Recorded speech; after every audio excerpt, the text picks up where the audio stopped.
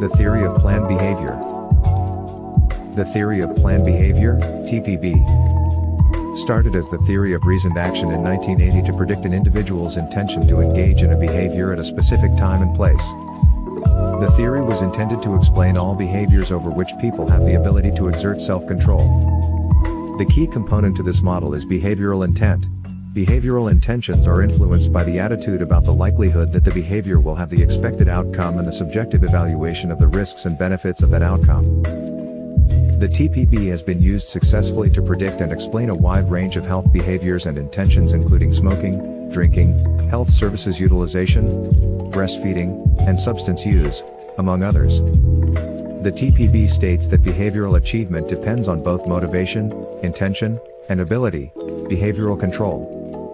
It distinguishes between three types of beliefs: behavioral, normative, and control. The TPB is comprised of 6 constructs that collectively represent a person's actual control over the behavior. Attitudes. This refers to the degree to which a person has a favorable or unfavorable evaluation of the behavior of interest. It entails a consideration of the outcomes of performing the behavior.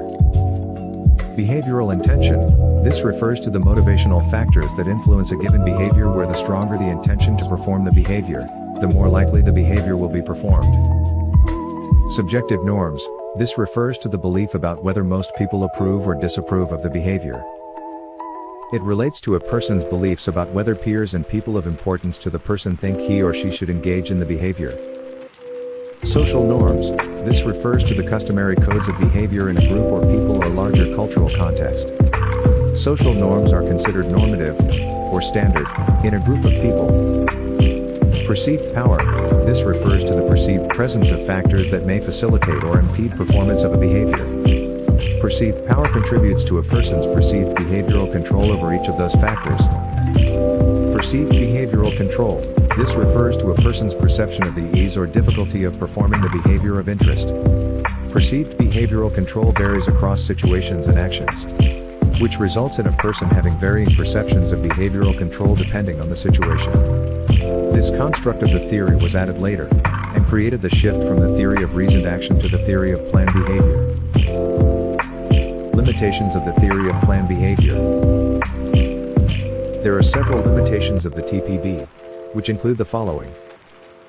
It assumes the person has acquired the opportunities and resources to be successful in performing the desired behavior, regardless of the intention.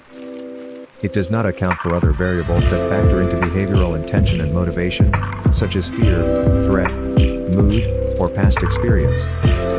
While it does consider normative influences, it still does not take into account environmental or economic factors that may influence a person's intention to perform a behavior. It assumes that behavior is the result of a linear decision-making process, and does not consider that it can change over time. While the added construct of perceived behavioral control was an important addition to the theory, it doesn't say anything about actual control over behavior. The time frame between intent and behavioral action is not addressed by the theory. The TPB has shown more utility in public health than the health belief model, but it is still limiting in its inability to consider environmental and economic influences. Over the past several years, researchers have used some constructs of the TPB and added other components from behavioral theory to make it a more integrated model. This has been in response to some of the limitations of the TPB in addressing public health problems.